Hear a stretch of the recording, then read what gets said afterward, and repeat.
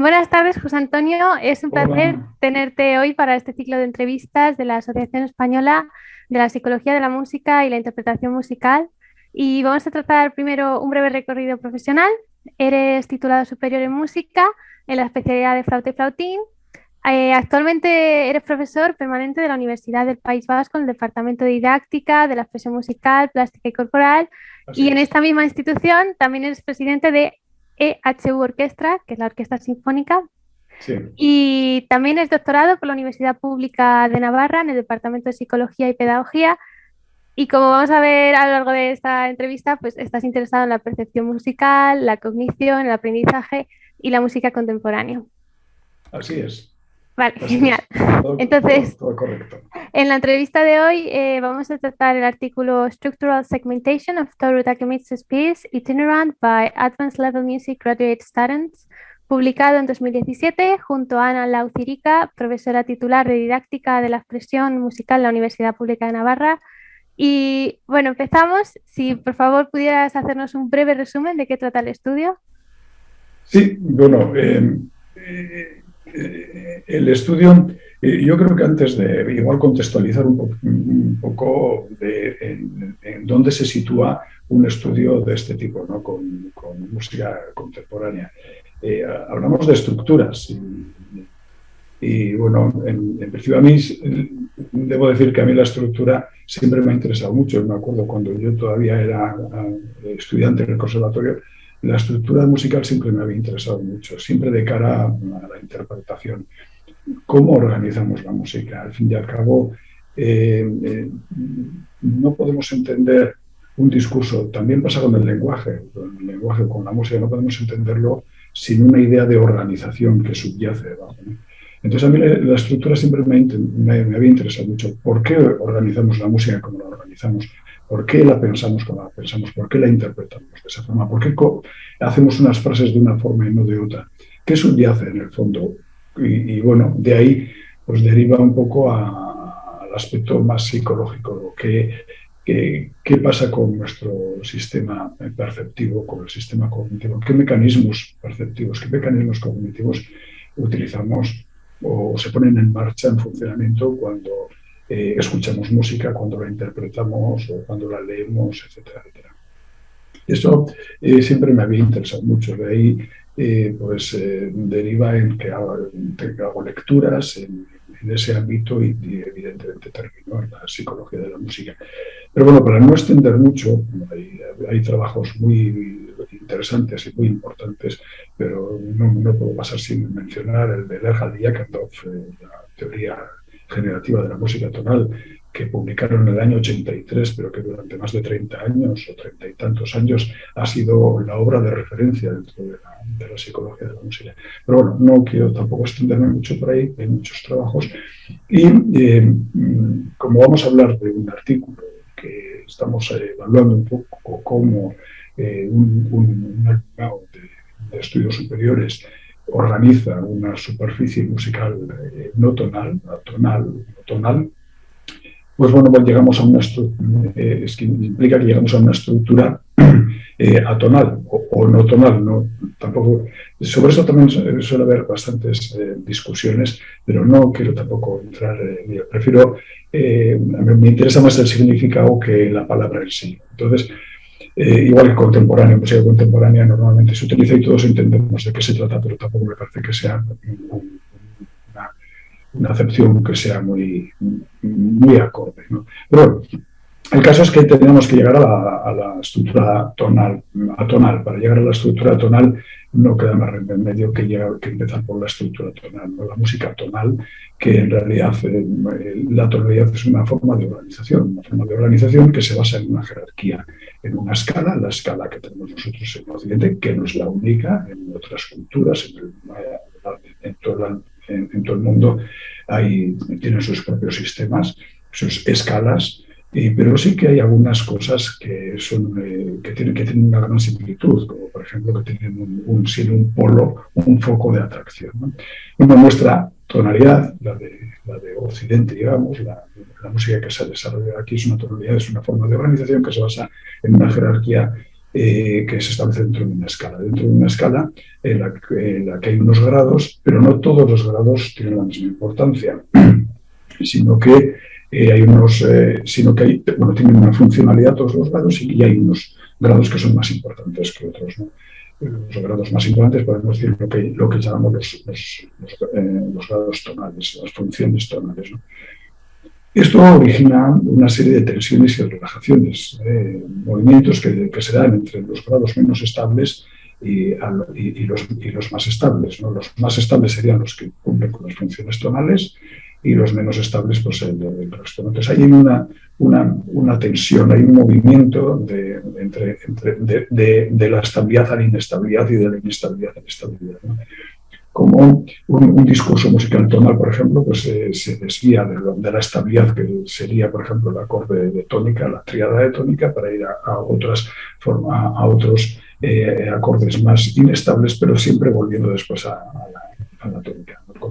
Como dice Schenker, dice que bueno, en la estructura profunda de la música tonal siempre encontramos el acorde de tónica, la tónica, que es el sonido más importante dentro de los grados que he dicho, que son grados tonales. Michel Barthes, un teórico, un musicólogo y psicólogo también, se refiere a la estructura jerárquica como tonal, como una fuerte organización que incluso debe tener su equivalente también en el funcionamiento del cerebro, las formas en las que se relacionan los diferentes tonos, también que probablemente tenga también el tratamiento de la información musical, probablemente. Esa conciencia de tonalidad se adquiere tanto los músicos como los no músicos, es decir, no es la conciencia, la interiorización de la tonalidad no es algo exclusivo de los músicos, también los no músicos también tienen interiorizado eso por el efecto de la enculturación. Es ese proceso por el que, por estar expuestos a una cultura concreta, vamos adquiriendo los usos, las costumbres de esa cultura. Entonces, en nuestro caso, es la tonalidad. Es decir, los no músicos también, si yo hago con el piano una escala y dejo de tocar la tónica final, todo el mundo va a echar en falta la tónica. No solamente los que tienen una formación musical. Los que tienen una formación, la diferencia es que los que tienen una formación musical saben por qué ocurre, qué es lo que falta, que conocen el aspecto técnico. Y los no músicos no van a saber dar una explicación, pero les falta algo, ¿no? Bueno, estas estructuras tonales que se basan en esta escala y esta jerarquía tan fuerte a lo largo de la historia, pues también, claro, los compositores desarrollan sus propias técnicas compositivas y también, bueno, pues esta estructura tonal también va modificándose hasta que llegamos pues al siglo XX, a principios del siglo XX, y es Schoenberg al que le toca decir, bueno, ya basta. No se puede decir que Schoenberg es el que creó la música tonal, ni muchísimo menos, pero porque es algo que va desarrollándose a lo largo, sobre todo del siglo XIX. Es un desarrollo, no es como algunos se va perdiendo la tonalidad, no es un desarrollo que se da porque los compositores necesitan, tienen unas necesidades expresivas tales que, bueno, pues eso sí. Y bueno, pues es a principios del siglo XX cuando Schoenberg dice eso, ¿no? Ya digo que tampoco se puede decir Schoenberg es el que crea la tonalidad, ni mucho menos. Pero bueno, él dice, bueno, los 12 sonidos de nuestra escala los vamos a tomar con la misma importancia, y esto significa que esas jerarquías tonales, con esos grados tonales y esas diferencias dentro de la escala, pues desaparecen. Entonces, con los 12 sonidos equivalentes se modifica la organización de la escala tonal y se ofrece la misma importancia a todos los sonidos y se hacen desaparecer esos centros armónicos estructurales en los que se apoya la tonalidad. La música, nunca nosotros, los seres humanos, no escuchamos la música como una secuencia de sonidos uno detrás de otro, sino siempre, ya lo he comentado también al principio, no podemos olvidar la idea de organización. Lo mismo que pasa con el lenguaje. El lenguaje es muy fácil de comprender. Tenemos unos fonemas con los que construimos palabras, con las palabras construimos frases. Es decir, siempre hay una idea de organización. ¿no? Y en la música lo mismo, tenemos sonidos con los que hacemos motivos, hacemos frases, etc. Bueno, el hecho de que por el efecto de la enculturación, nuestra mente está muy tonalizada, al romper con esa organización jerárquica, pues nuestra mente se desubica un poco, digamos, ¿no? Entonces, como dice Meyer, que sugiere que la música tonal es difícil desde un punto de vista cognitivo porque el oyente no está entrenado para esa sintaxis, es decir, para esas reglas nuevas de organización de la escala, ¿no? Bueno, si hemos tenido como Lerhal, que lo he mencionado antes con su aportación junto con Jack Endorf, un lingüista que publicó la teoría generativa de la música tonal, pero él es un compositor y escribe música no tonal, música tonal. Él dice que la música tonal carece de esos puntos estables de la tonalidad. Antes hemos dicho que los grados tonales son grados estables, sobre los que se asienta, digamos, o que buscan esa inestabilidad, intenta llegar a esos puntos estables precisamente para relajarse, ¿no?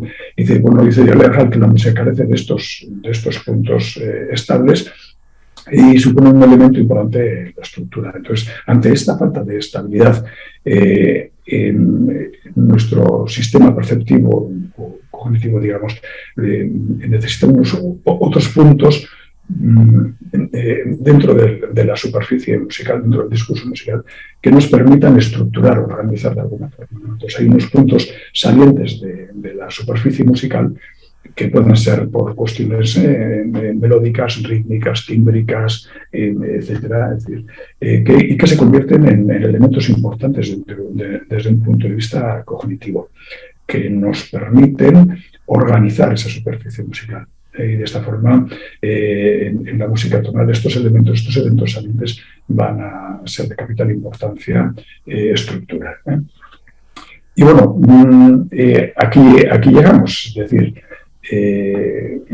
hay otros autores como Rand, que plantea que el oyente intenta organizar la música tonal con las destrezas adquiridas para la música tonal. Y bueno, pues es difícil, es como intentar esos cuadros que tienen los niños con unas figuras geométricas y que intentas meter una figura geométrica, pues es como intentar meter una figura circular en una que es un cuadrado. Es decir, intentamos organizar la música tonal usando destrezas adquiridas para la tonal y no encaja, no podemos ubicarlo. Entonces eso nos genera un shock y una dificultad en la comprensión. Y el oyente tiene que crear una representación de la audición, de lo que escucha. Tenemos que representar en nuestra mente. Lo que hacemos es, en realidad, Lerhal y Jack Endorf también ellos decían que la música es una construcción mental. Nosotros construimos en nuestra mente lo que estamos escuchando. Para construir eso necesitamos esas bases estructurales. Entonces, ahí está la dificultad de la música tonal. Y ahora, pues, llegamos a por qué yo trabajo con esto. Yo quiero ver si efectivamente, después de más de 100 años en los que los compositores han estado trabajando con música no tonal, y bueno, ha habido de todo en estos 100 años, por supuesto, pero muchos compositores por sus necesidades estéticas, por sus necesidades en la composición, han trabajado con música no tonal y, sin embargo, hoy en día todavía hay grandes dificultades para comprender esto. No solamente el público en general, sino entre los mismos músicos profesionales a veces hay bastantes dificultades para comprender la música tonal. Esto me lleva también a decir, bueno, ¿qué ocurre con la música tonal? ¿Podremos darle una organización, cognitivamente hablando, podemos darle una organización a una obra musical, a esa superficie, que nos permita comprenderla? Aquí puedo mencionar a Mario Baroni, cuando dice que en realidad el oyente no tenemos que intentar descubrir cuáles son las estrategias compositivas del compositor, sino intentar dar una coherencia a esa obra de música que nos permita comprenderla. Y bueno, pues aquí llegamos a este trabajo que, bueno, presento a Toru Takemichi, pero que en realidad había más compositores también en el trabajo, como Jolivet o Varese o Campos. Bueno, Y bueno, pues este trabajo lo hice con alumnado de grado superior. Y bueno, no sé si os explico un poquito el método que hicimos y bueno, pues estoy abierto a las preguntas que me hagáis.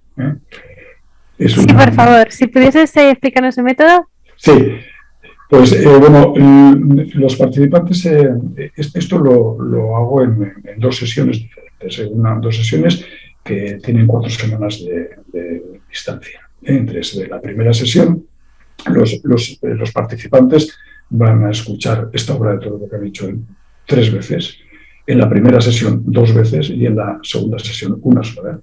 En la primera sesión 2 veces, pero solo la primera solamente la escuchan, nada más, no tienen absolutamente nada que hacer, solamente escuchar, y el objetivo es la familiarización con lo que van a escuchar. Una de las características o de las condiciones fundamentales es que ninguno de ellos tiene que conocer la obra. Efectivamente, todos los participantes reconocen no conocer la obra. Cuando yo digo no conocer la obra, me estoy refiriendo a que no solamente que no la hayan tocado, que no la hayan analizado, que no la hayan escuchado, que no sepan nada de la obra. Para ellos tiene que ser absolutamente nueva. Teniendo en cuenta que estamos con nada de conservatorio superior, a veces podría parecer un poco difícil, pero bueno, esta obra de todo lo que han hecho, por lo menos todos los participantes reconocieron no conocerla. Incluso creo que se menciona que uno es flautista, incluso este flautista reconoce no conocer la obra. Si no, tendrían que haber dejado la investigación. Bueno, como digo, lo hacen en 2 sesiones. La primera sesión escuchan 2 veces, la primera de familiarización, simplemente escuchar, y la segunda audición que hacen ya les facilita una partitura y de seguido les coloco la audición y en tiempo real, según están escuchando, les pido que realicen la tarea que tienen que hacer, que es que marquen con lapicero, con un bolígrafo, que marquen en la partitura cualquier corte que ellos escuchen, un final de frase, un inicio de frase, donde ellos entienden que algo termina, que algo empieza, lo que sea. Es decir, no conocen la obra, ellos sí que ven la partitura, pero es en tiempo real, no tienen tiempo de pensar, no tienen tiempo de ir atrás para decir, bueno, pues es que esto no. Una vez que inicia la audición, va hasta el final, sin ninguna parada. Entonces ellos simplemente siguen adelante y marcan lo que en el momento y de una forma cuasi intuitiva están escuchando. Bueno, ya he dicho que no conocen la obra, marcan la partitura y que las partituras se facilitan solamente en el momento en que van a hacer la tarea. Una vez que han terminado la tarea se recogen. En la segunda sesión ellos no saben lo que va a ocurrir, no saben lo que ellos saben, solamente tienen una cita para la segunda sesión, pero no saben qué tipo de tareas y se encuentran con que van a escuchar la misma obra y les facilito otra vez la partitura, copias nuevas de la partitura para que hagan exactamente la misma tarea. Luego lo que se hace es comparar lo que han hecho en la primera, las segmentaciones que han hecho en la primera sesión con las segmentaciones que se hacen en la segunda sesión. Son en total 42 alumnos y alumnas de grado superior, todos estudiantes de grado superior, todos tienen alguna experiencia con la música atonal, o bien por la interpretación o bien por el análisis. Pero, como digo, ninguno de ellos conoce la obra, esta completamente itinerante de Toru Takemichi, que por cierto, la versión que se les pone en audición es una audición de la Casa Naxos, y el flautista es Robert Aitken, un flautista canadiense. Esa es la versión que se les pone para la audición, la misma audición en la primera y en la segunda sesión. En cuanto a la elección de la obra, ¿por qué Takemichi? ¿Y por qué no otros? Bueno, obras hay muchas que podrían haber sido aptas para hacer esto. porque esto, bueno, en principio, como tú has dicho al principio, cuando has mencionado mi currículum, soy flautista, entonces me resulta más cercano el repertorio para flauta, pero de todas formas queríamos que fuera una obra para instrumento solo, porque una textura con más instrumentos haría más compleja el análisis perceptivo, cognitivo, de ver dónde se hacen las segmentaciones, porque está influenciado por otros instrumentos. Esto no quiere decir que no se pueda hacer con obras de música de cámara, incluso diría yo con obras orquestales, pero desde luego la complejidad del análisis sería muchísimo más grande. Entonces, elegimos una obra para instrumentos solo. Otra de las características que tiene la obra es que fuera una obra no muy larga, tiene 4 minutos y 20 segundos, una obra no muy larga, de tal forma que mantengan la concentración el mayor tiempo posible. No es fácil mantener la concentración en la audición de una obra. Todos sabemos que aunque nos guste muchísimo lo que estamos escuchando, nuestra mente de vez en cuando se relaja, si no se va del todo. Entonces, una de las características era esa, que fuera teniendo en cuenta además que es música no tonal, el objetivo era que fuera de corta duración para que mantengan la concentración desde el principio hasta el final. De hecho, el hecho de estar escuchándola también en tiempo real y en tiempo real tener que hacer una tarea también facilita la concentración.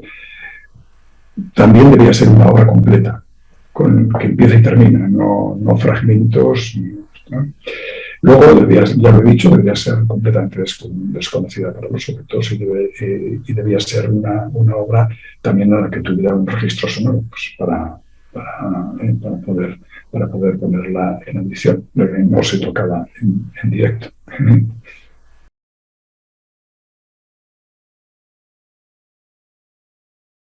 Objetivos. Y el objetivo principal que nos planteamos con este trabajo es ver si es posible segmentar una obra, si es posible por audición organizar una obra no tonal para poder comprenderla. Es decir, ¿de qué forma podemos organizarla? Si nuestro sistema cognitivo es capaz de, en una audición, percibimos esa obra y si es capaz de ordenar todo lo que está ocurriendo en ese momento, todo el discurso musical, si somos capaces de ordenarlo, de organizarlo y darle una organización coherente y que nos permita comprender la obra. O si efectivamente la música no tonal es algo completamente incomprensible, un montón de sonidos sin organización de ningún tipo, que esto en principio parece que no tiene mucho sentido, puesto que la mente del compositor es una mente humana y los humanos necesitamos organizar lo que hacemos. Entonces, en principio parece que no es lógico pensar que una obra creada por un ser humano tuviera una falta total de organización. Pero sí que hay una ruptura entre lo conceptual, es decir, lo que concibe el compositor y lo que percibe el oyente. Esto Robert Frances también ya a mediados del pasado siglo, también psicólogo, también en música, él también ya lo decía, hay una ruptura entre lo concebido y lo percibido. Bueno, ese digamos que es un poco, podría ser el objetivo general, pero luego pues dentro de los objetivos más concretos pues tendríamos a analizar las segmentaciones practicadas por los sujetos y compararlas en la primera y la segunda sesión, verificar si hay correspondencias entre las respuestas de los sujetos en las dos sesiones, es decir, si no contestan al azar, sino que, bueno, pues aquí se me ha ocurrido, o aquí segunda, venga, pongo rayas, sino que si efectivamente hay una correspondencia entre las dos sesiones, ¿no? que efectivamente han estado escuchando, efectivamente han estado atentos a lo que está ocurriendo y efectivamente están segmentando donde ellos creen que hay un corte de algún tipo. Verificar la estabilidad de los puntos elegidos en la segmentación, es decir, si esos puntos en los que se ha segmentado son estables desde el punto de vista estructural. ¿Por qué han segmentado ahí y no en el de al lado? Podríamos en un principio decir, bueno, pues en todos los silencios vamos a segmentar, pero en todos los silencios hay ausencia de sonido y no se segmenta igual en unos silencios que en otros. Hay ausencia de sonido, pero no deja de ser música. Entonces, nuestra mente musical lo integra como dentro de un discurso musical. Otro de los objetivos más concretos que queríamos analizar es verificar la estabilidad de los puntos. Es decir, ¿por qué se segmenta en un punto y no en otro, no en el de al lado, ¿no?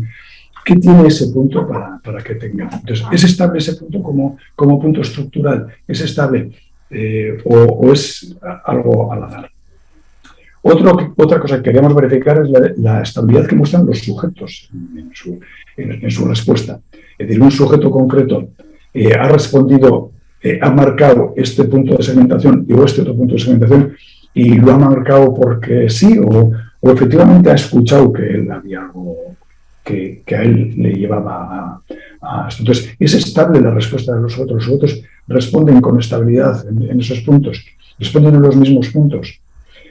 O por lo menos lo importante era otra de las cosas que queríamos ver, porque todo esto también le va a dar estabilidad también al trabajo de investigación. Si encontramos que no hay correspondencia, si encontramos que los puntos no tienen ninguna estabilidad, si encontramos que los sujetos contestan al buen tuntum, bueno, pues entonces evidentemente todo el trabajo de investigación pues se viene abajo porque no tendría ninguna estabilidad. Y también otra cosa que queríamos al final es comprobar si los puntos con mayor número de segmentaciones, de cortes, se corresponden también con los de mayor estabilidad. Y esos puntos de segmentación, esos puntos marcados, estructurales, los que más han elegido los sujetos, son también los puntos más estables.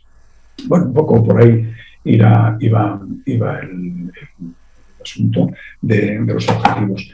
Y bueno, venimos a verificar que efectivamente eso ocurre. Teníamos unas hipótesis también, pues, por ejemplo, que pensábamos que los puntos de segmentación más veces elegidos por los sujetos también iban a ser los más importantes, los más estables. Luego en el artículo también ya se publica una tabla en la que se expresa cómo coincide que los puntos con mayor número de segmentaciones, que más sujetos han segmentado, son los puntos también que dan más estabilidad. Y al mismo tiempo, cuando hacemos el orden por los puntos más estables, nos coincide que son los mismos. Los puntos que más cortes tienen y los puntos que están coinciden que son los mismos. Evidentemente son más estables porque se ha contestado, se ha segmentado en ese punto tanto en la primera sesión como en la segunda sesión. Eso le da estabilidad. Y bueno, pues al final pues también es importante ver si efectivamente la capacidad intuitivo-perceptiva del oyente. Intuitivo-perceptiva digo porque están escuchando en tiempo real y están escuchando una obra que no conocen absolutamente, que no han escuchado nunca. Entonces esa capacidad intuitiva que se construye también no viene de la nada, se construye pues por la experiencia, pues haber escuchado mucha música y sobre todo también pues toda su experiencia como músicos y hasta en el grado superior como músicos, pues bueno, pues da esa capacidad intuitivo-perceptiva que es la que les permite también poder llevar a cabo esto. Este trabajo también se podría hacer con no músicos. Lo que pasa es que para hacer este trabajo con no músicos ya no habría que no se podría utilizar la partitura. Por ejemplo, Irene Deliès, por ejemplo, Michel Ambarty, por ejemplo, otros autores que han trabajado también con no músicos, han comparado respuestas de músicos no músicos. Ellos trabajaban con una aplicación en informática con la que los oyentes, los participantes, marcaban pulsando una tecla, pulsaban en el momento en el que ellos consideraban que había una segmentación.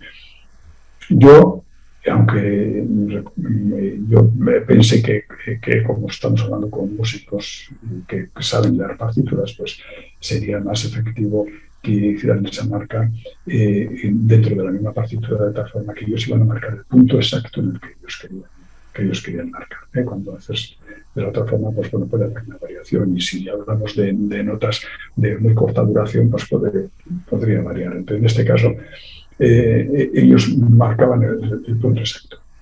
Y no voy a negar que pudieran estar influenciados, pero teniendo en cuenta que no conocen la obra, que lo hacen en tiempo real y que tienen que estar atentos al discurso musical que están escuchando, pues entiendo que están sujetos a ello y marcan en el punto correcto. El punto exacto, perdón. Correcto no es una palabra adecuada. Y bueno, no sé si más o menos verificamos todos los objetivos que he dicho, analizamos las segmentaciones, vemos que las correspondencias entre la primera y la segunda sesión son altas. También realizamos unas correspondencias de Pearson, que efectivamente dan unos valores muy altos.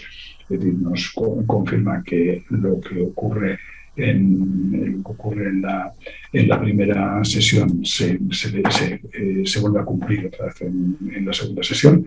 Se cumple también que la estabilidad de los puntos es alta, y la estabilidad de los puntos también es alta en sus respuestas.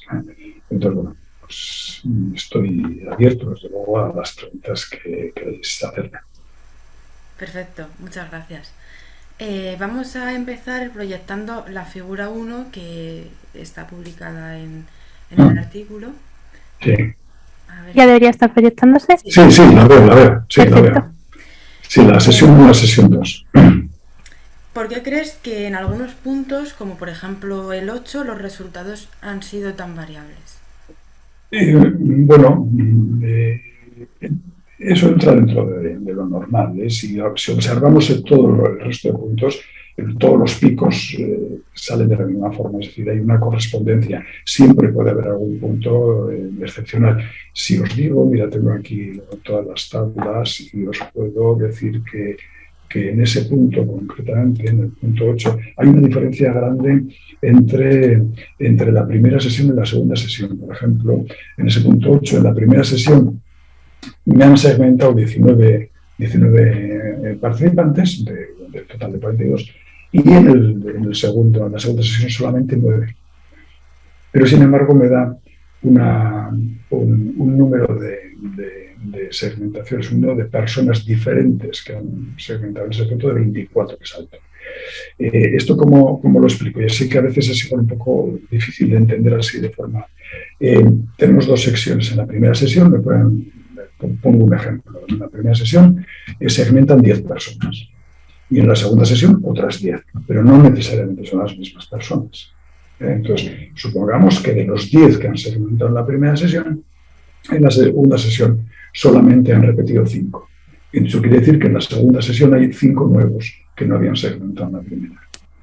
Y hay 5. Entonces, yo lo que hago es establecer cuáles son el número de personas diferentes que han segmentado en un punto concreto, teniendo en cuenta las dos sesiones. Entonces, en este punto, por ejemplo, que hay 24 personas diferentes que han segmentado en ese punto. Sin embargo, en la primera sesión son 19 y en la segunda 9. Bueno, es una excepción en un punto en el que, bueno, pues que por la razón que sea, los participantes pues, en la segunda sesión no quisieron participar. Entonces, no. Pero es una excepción.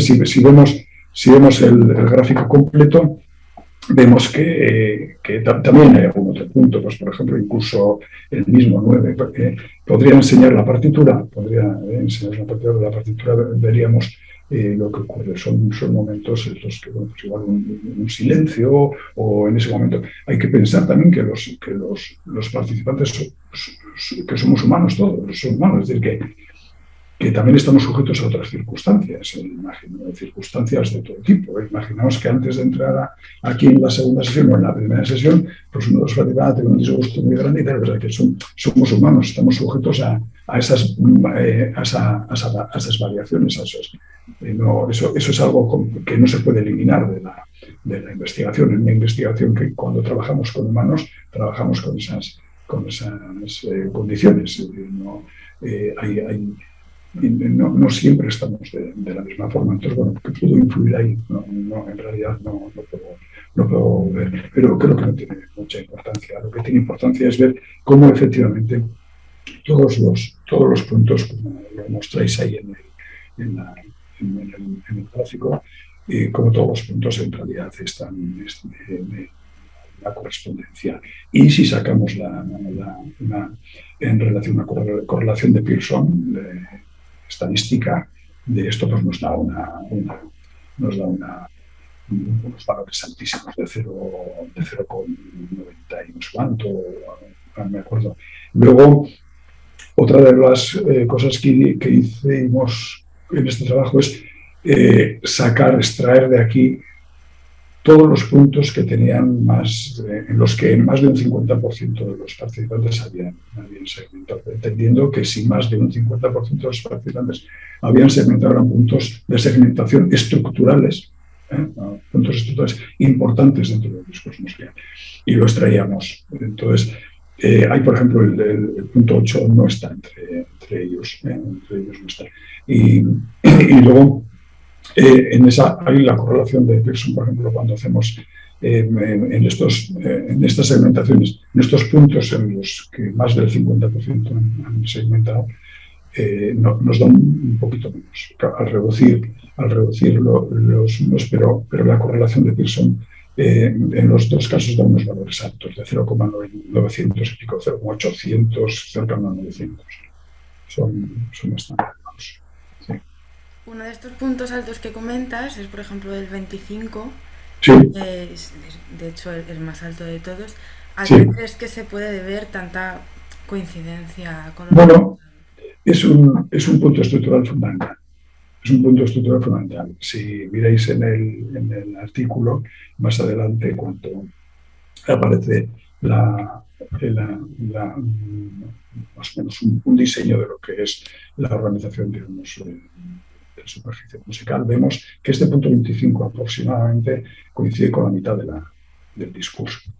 Y lo que hacemos es analizar luego, más adelante, después de verificar todo esto, el último paso que damos es también verificar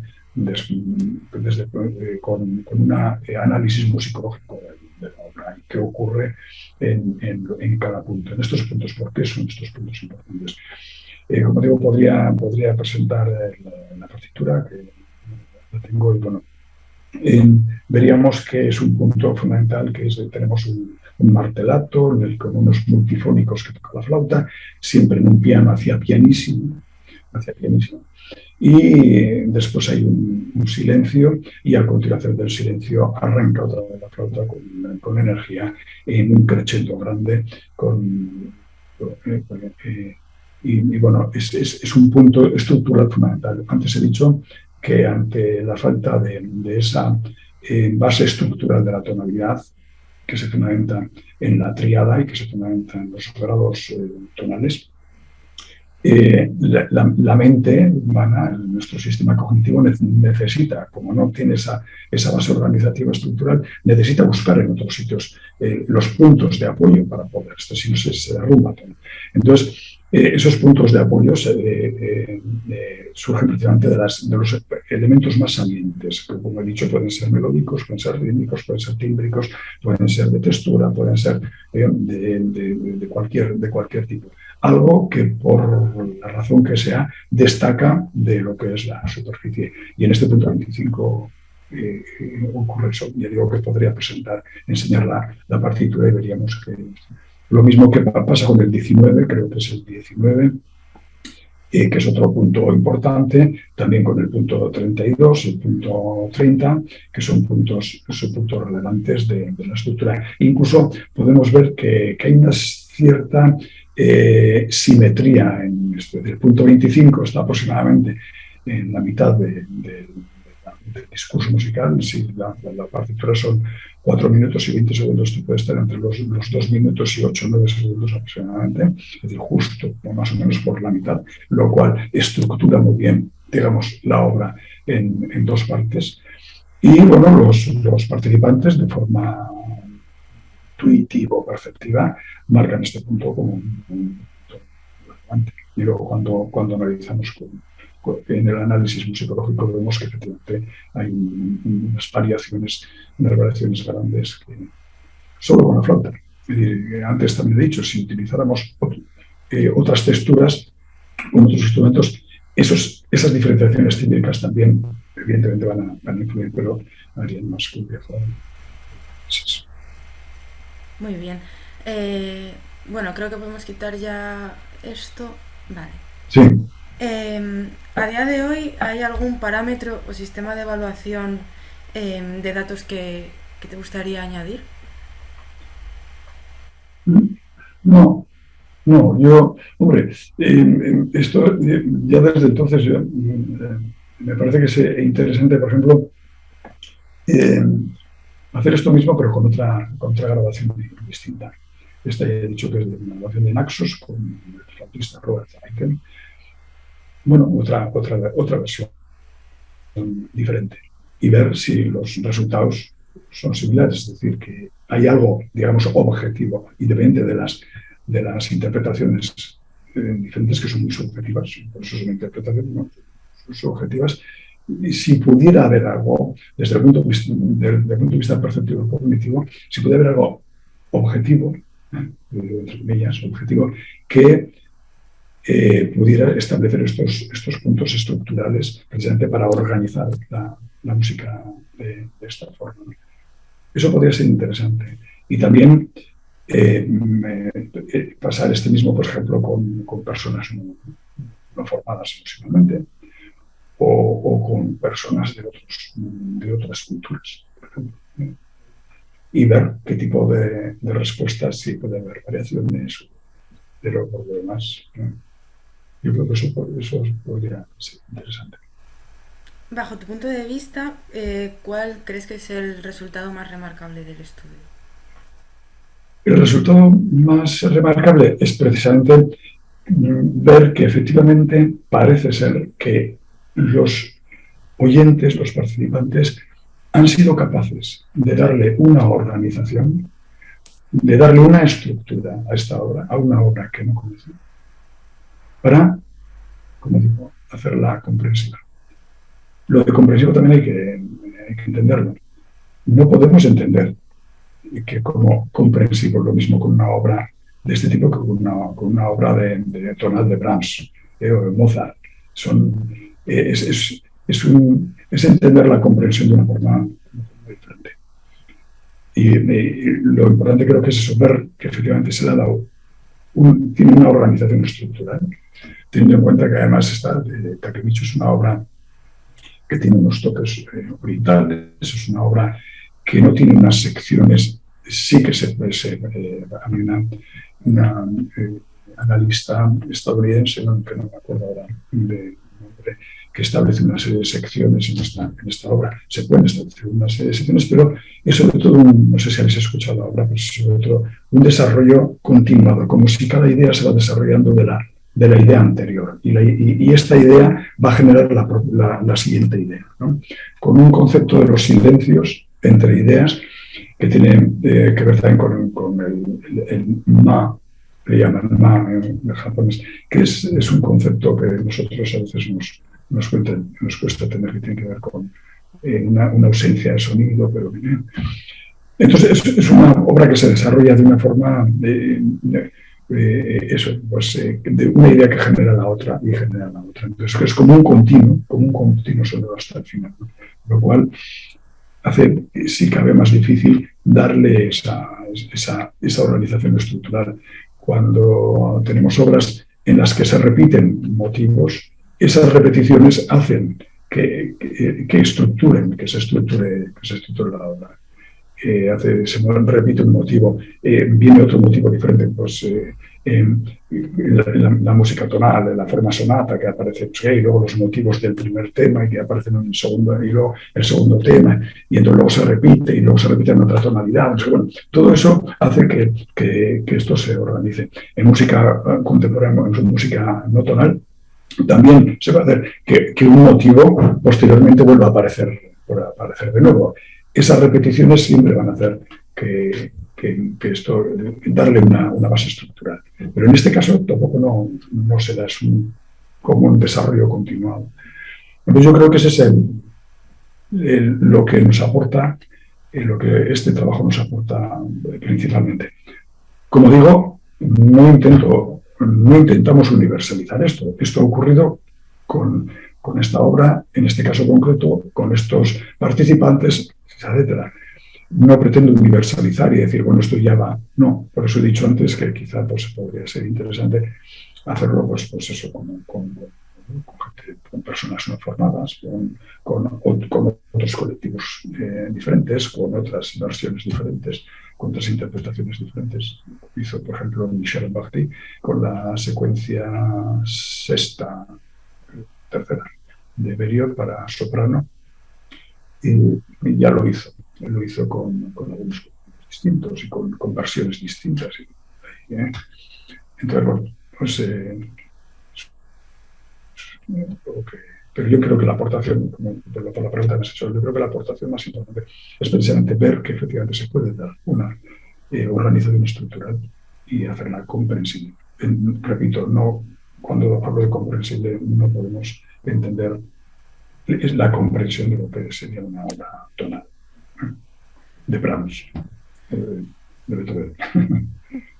¿Hasta qué punto crees que se ha definido o que se está definiendo dentro de la complejidad una jerarquía analítica dentro de las obras contemporáneas en los conservatorios? Pues mira, hace tiempo que no tengo contacto con los conservatorios.